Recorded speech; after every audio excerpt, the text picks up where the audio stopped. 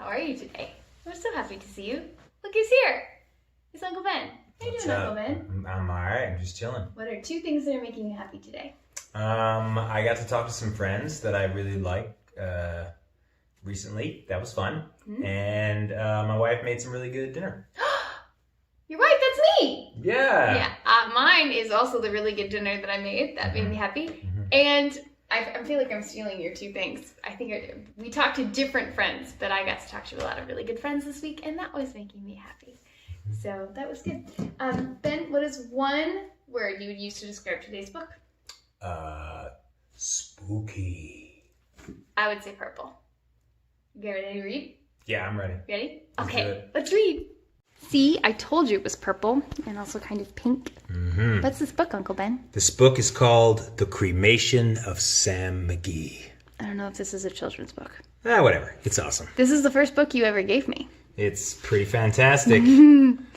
I love both the poetry and the illustrations. Ooh, it's a poem? Yeah. Oh, that's exciting. It's a poem. Don't worry, this isn't part of it. Here we go. There are strange things done in the midnight sun by the men who moil for gold. Ooh. The Arctic trails have their secret tales that would make your blood run cold. The northern lights have seen queer sights, but the queerest they ever did see was that night on the marge of Lake Labarge, I cremated Sam McGee. Okay, what now? Mmm. That's happening. Now, Sam McGee was from Tennessee, where the cotton blooms and blows. Why he left his home in the South to roam around the pole, God only knows. He was always cold, but the land of gold seemed to hold him like a spell. Though he'd often say in his homely way that he'd sooner live in hell. On a Christmas day, we were mushing our way over the Dawson Trail. Talk of your cold, through the parka's fold, it stabbed like a driven nail. If our eyes we'd close, then the lashes froze, till sometimes we couldn't see. It wasn't much fun, but the only one to whimper was Sam McGee. Okay, this just sounds very cold. I don't think I like it. I don't like being Well, cold. neither does Sam McGee. Oh, no. And that very night, as we lay packed tight in our robes beneath the snow, and the dogs were fed, I like dogs. and the stars overhead were dancing heel and toe. And I like stars. He turned to me, and Cap, says he, I'll cash in this trip, I guess. And if I do, I'm asking that you won't refuse my last request. Oh, boy. Oh, man, look at the dogs. Doggies and bunnies. There's a bunny. Well, he seemed so low that I couldn't say no. Then he says with a sort of moan, It's the cursed cold, and it's got right hold till I'm chilled clean through to the bone. Yet 'tain't being dead, it's my awful dread of the icy grave that pains. So I want you to swear that foul or fair, you'll cremate my last remains. Wow, this is very serious. A pal's last need is a thing to heed, so I swore I would not fail. And we started on at the streak of dawn, but God, he looked ghastly pale. That doesn't sound good. He crouched on the sleigh, and he raved all day of his home in Tennessee. And before nightfall, a corpse was all that was left of Sam McGee. Oh, Yikes. I don't like where this is going. Poor Sam. I don't know if this is suitable for children. There wasn't a breath in that land of death, and I hurried, horror-driven, with a corpse half hid that I couldn't get rid because of a promise given. It was lashed to the sleigh, and it seemed to say, You may tax your brawn and brains, but you promised true, and it's up to you to cremate those last remains. This is spooky. You're very right. Now a promise made is a debt unpaid, and the trail has its own stern code.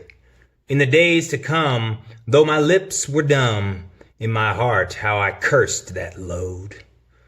In the long, long night, by the lone firelight, while the huskies round in a ring howled out their woes to the homeless snows. Oh God, how I loathed that thing.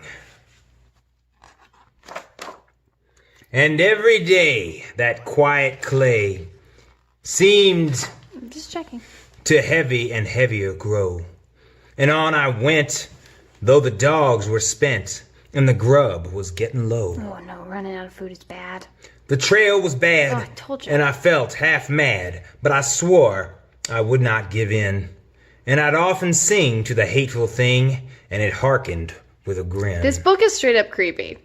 Till I came to the marge of Lake Labarge, and a derelict there lay.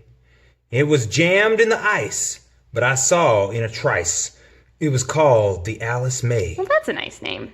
And I looked at it, and I thought a bit, and I looked at my frozen chum. Then, here, said I, with a sudden cry, is my crematorium. I feel like we should read this around Halloween. Some planks I tore from the cabin floor, and I lit the boiler fire. Some coal I found that was lying around, and I heaped the fuel higher. The flames just soared, and the furnace roared, such a blaze you seldom see. And I burrowed a hole in the glowing coal, and I stuffed in Sam McGee. Wow. Then I made a hike, for I didn't like to hear him sizzle so.